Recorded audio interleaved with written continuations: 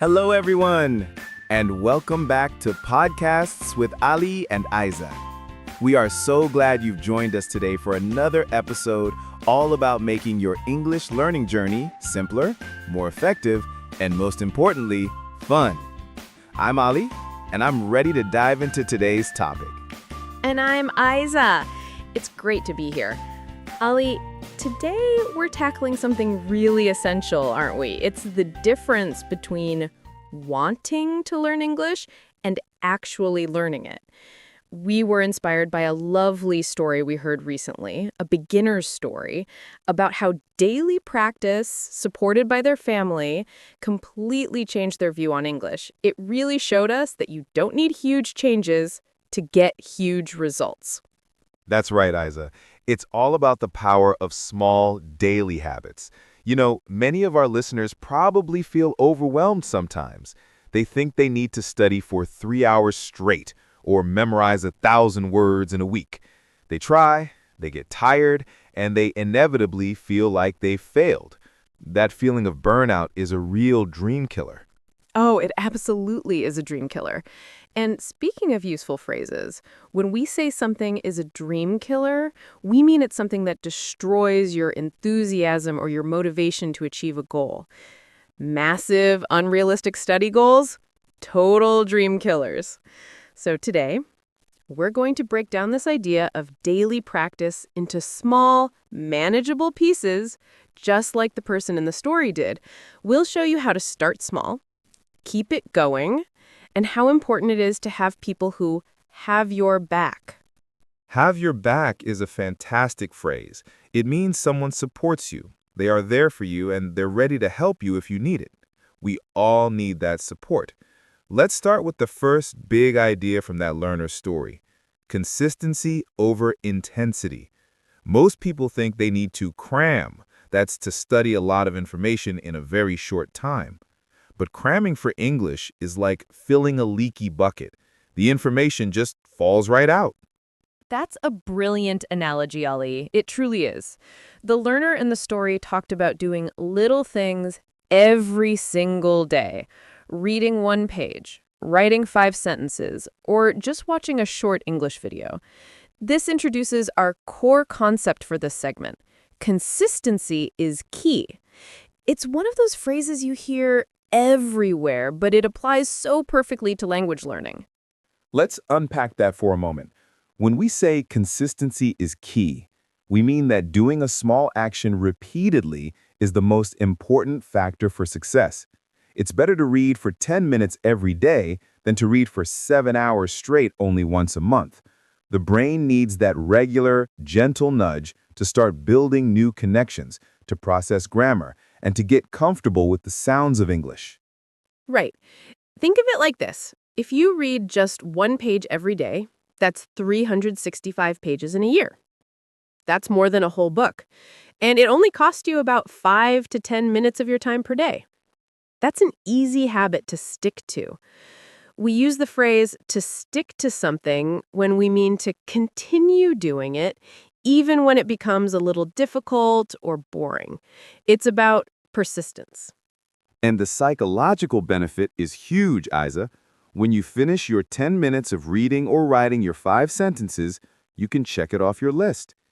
That feeling of success, even for a tiny task, releases a little bit of dopamine in your brain. That feeling motivates you to come back the next day. It's a virtuous cycle. A virtuous cycle. I like that. It's the opposite of a vicious cycle. It means a chain of events where one positive thing leads to another, which creates more positive outcomes. 10 minutes of success leads to motivation, which leads to 10 minutes more success, and so on. Exactly. Now, let's talk about how to build these small habits, drawing from the learner's method. Their practice wasn't just boring grammar exercises, it was deeply integrated into their daily life. They mentioned reading short stories, writing new words in sentences, and watching cartoons. This is what we call language immersion. Language immersion is a term we often hear, but for a beginner, it can sound intimidating. It doesn't mean you have to move to London tomorrow or New York. It simply means trying to surround yourself with English as much as possible, even from your own home. It's about changing the language you use for simple, everyday activities. Take the example of writing 5 new words every day and using them in short sentences. This is a brilliant method because it moves the word from your passive vocabulary, words you understand when you hear them, to your active vocabulary, words you can actually use when you speak. It's a practical way to put the theory into practice. When you learn a new word like courage, for instance, just writing it down isn't enough. You have to write a sentence like, "My parents' words gave me the courage to try again." That sentence makes the word meaningful and memorable. And the learner said they read their sentences out loudly. That's the key. Reading loudly is a game changer, everyone. A game changer is an event, an idea, or a procedure that significantly changes the way something is done or thought about. And reading aloud is definitely a game changer for pronunciation. It helps you connect the written word with the physical feeling of making the sound. You start to hear yourself speak English, and that is a massive step towards building confidence. Plus, it makes your brain work on 2 levels. First, processing the meaning of the words, and second, managing the physical act of speaking. This dual tasking really cements the learning. It's an exercise you can do almost anywhere. While you're making your morning coffee, while you're walking the dog, or even when you're just sitting down for a short rest. And let's not forget the listening aspect. The learner mentioned watching English cartoons or short videos and trying to copy the speaker's style. This is wonderful. When you copy the speaker, you're not just learning vocabulary, you're learning intonation and natural rhythm. Intonation is the rise and fall of your voice when you speak, and it helps convey emotion and meaning. Correct. Listening to native speakers helps you internalize things like contractions. For example, instead of thinking, "I am going to the shop," you hear and repeat, "I'm going to the shop." That contraction is what makes your English sound natural and fluent. And a cartoon is a great place to start because the language is often simple, the visuals help with understanding, and the speakers usually enunciate very clearly. It takes the stress out of the practice, doesn't it? When the learner said they listen to how the speakers speak and try to copy their style, they were talking about shadowing. Shadowing is a technique where you listen to a native speaker and repeat what they say almost immediately, like a shadow, trying to match their rhythm, speed, and intonation perfectly. It's challenging, but highly effective. It is. And this brings us to one of the most important and often the most difficult parts of the learning journey, making mistakes. The learner's story had a lovely moment where their teacher told them, "Mistakes are the best teachers. Don't stop. Keep going." That is such a profound statement. It really is. For many beginners, the fear of messing up is the biggest roadblock. We use the phrase to mess up when we mean to make a mistake or do something wrong. People worry about their pronunciation, their grammar, or saying the wrong word in front of others. So they just stay silent. And when you stay silent, you don't practice. And when you don't practice, you don't improve. It's a classic negative loop. And this is where the family factor comes in. The learner's father asked them to tell him a story in English every night. And even when the child forgot words, the father just smiled and encouraged them. That's an example of having a safe space for practice. A safe space is an environment where you feel comfortable and secure enough to try things without the fear of judgment. Exactly. If you're lucky enough to have someone who speaks English, a family member, a friend, or even a kind colleague, ask them to be your practice partner and make a rule: no judgment. Your partner is there to have your back, as we said earlier. Their job is not to correct every tiny mistake, but just to keep the conversation flowing and show encouragement. That unconditional encouragement helps you learn how to brush off a mistake. When you brush off a mistake, you don't let it bother you. You recognize it happened, maybe you correct it quickly, and then you continue on without losing your confidence or feeling discouraged. It's a skill you need not just for English, but for life. I think one of the best things the learner's teacher said was that sometimes they spoke slowly, but they spoke clearly. And that's a great piece of advice for everyone listening. It's always better to speak slowly and clearly than to speak fast and stumble over your words. Speed will come naturally with time. Clarity and confidence are much more important in the beginning. Absolutely. And if you don't have a family member or friend to practice with, you can still create that safe space. The learner mentioned speaking to themselves in English. This is another highly effective technique. You can talk to yourself in the mirror or even just in your mind. Describe what you're doing. I am making my breakfast. I need to wear my shoes. The weather is beautiful today. That internal monologue, that voice inside your head, can be your best practice buddy. It allows you to try out new sentence structures and vocabulary without any pressure. You can make all the mistakes you want, and no one is listening. It's an easy way to get comfortable with the language. To get comfortable means to become familiar with something so that it no longer feels strange or difficult.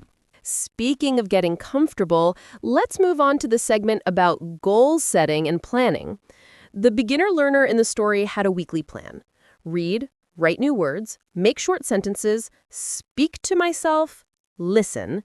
It was simple, but it helped them stay focused. Simplicity is key here. Many people create plans that are far too complicated. They might try to include grammar, reading, writing, speaking, and listening all for 2 hours every single day. That is the definition of biting off more than you can chew, which we talked about earlier. Instead, you need a plan that is achievable, one that you can stick to. Your plan should be simple enough that even on a day when you hit a slump, you can still complete it. To hit a slump means to reach a period of low activity, energy, or motivation. We all hit slumps, especially if we feel tired or lazy, just like the learner mentioned. That's a very relatable feeling. When you hit a slump, if your goal is study for 2 hours, you'll probably just skip it entirely and then feel guilty. But if your goal is read 1 page, you can probably manage that, even if you're sleepy. And that small act, that commitment to your small promise to yourself, is what keeps the momentum going. It's the difference between a minor pause and a complete stop. The learner said they still read 1 page even when they felt sleepy. That shows a high degree of discipline. Discipline isn't about being perfect. It's about doing what you know you should do even when you don't feel like doing it. And it's built up from these tiny commitments. I think one of the best things the learner's teacher said was that sometimes they spoke slowly, but they spoke clearly. And that's a great piece of advice for everyone listening. It's always better to speak slowly and clearly than to speak fast and stumble over your words. Speed will come naturally with time. Clarity and confidence are much more important in the beginning. Absolutely.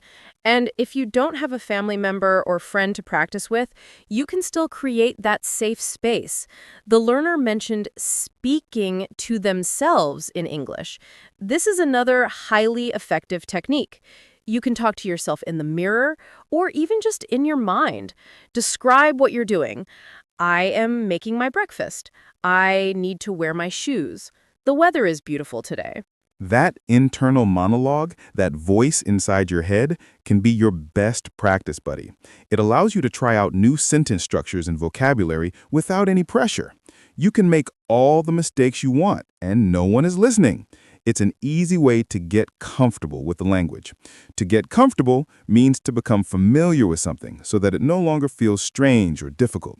Speaking of getting comfortable, let's move on to the segment about goal setting and planning.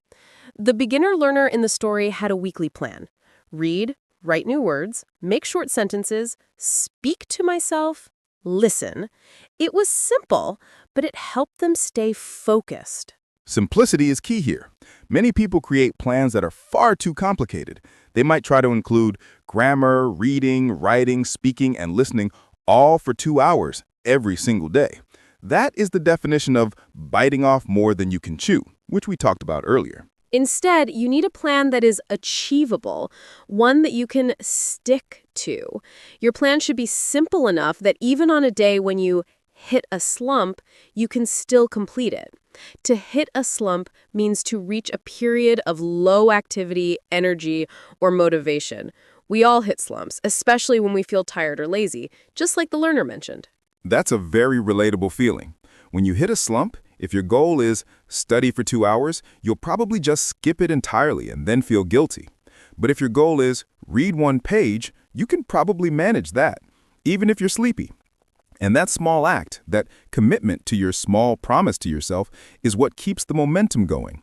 It's the difference between a minor pause and a complete stop. The learner said they still read 1 page even when they felt sleepy. That shows a high degree of discipline. Discipline isn't about being perfect. It's about doing what you know you should do even when you don't feel like doing it. And it's built up from these tiny commitments. Let's help our listeners set 1 or 2 simple daily habits right now. We can call this their daily English check-in. How about this, Aiza? We'll suggest 2 core activities, and listeners can pick one or both. Perfect. Habit number 1, the 5-minute listen.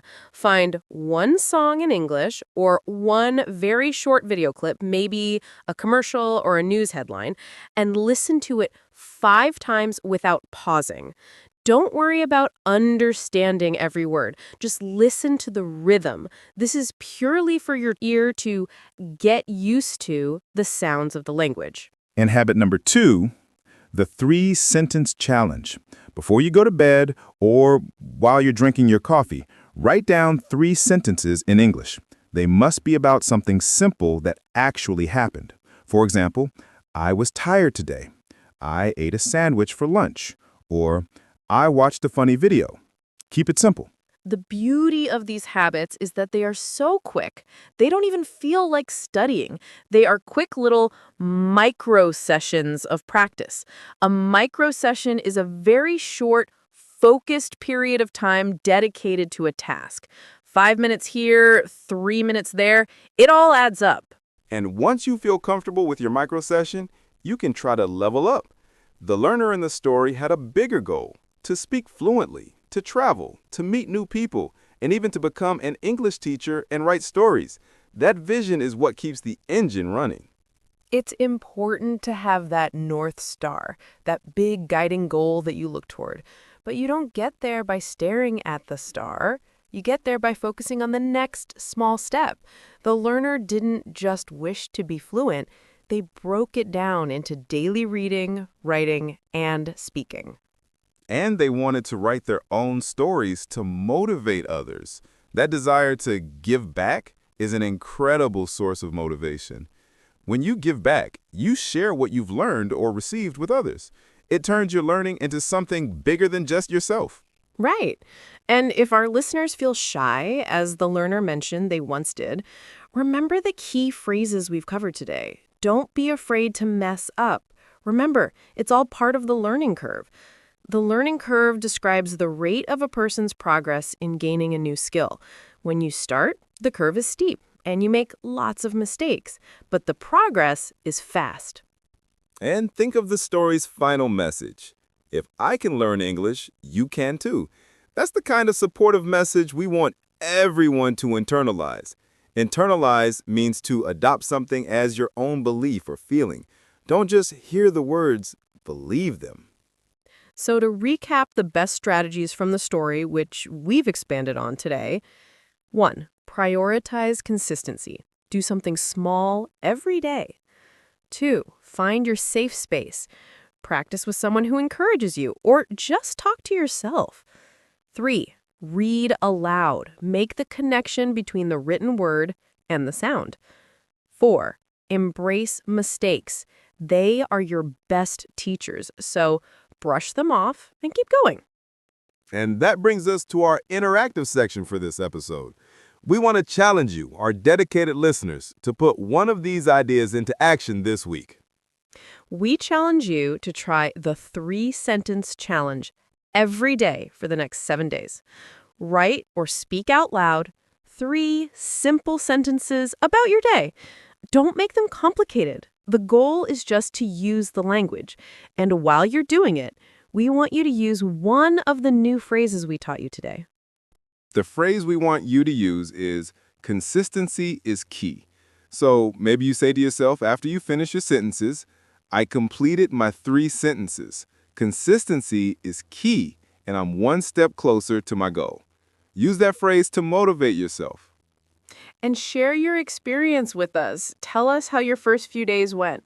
Remember, if you miss a day, don't worry about it. Just get back to it the next day. Don't let one small slip turn into you biting off more than you can chew and then giving up entirely. That's excellent advice, Aiza. It truly is. We hope this episode, inspired by a powerful personal story, has helped you realize that you don't need to be perfect to start, but you do need to start to be perfect, or at least to become fluent. Your future self will thank you for the small promise to yourself you make today. Your confidence grows with every tiny practice session. Your vocabulary expands with every page you read. Don't let the size of the whole English language intimidate you. Just focus on the next 10 minutes. We believe in you, just like the Learners family believed in them.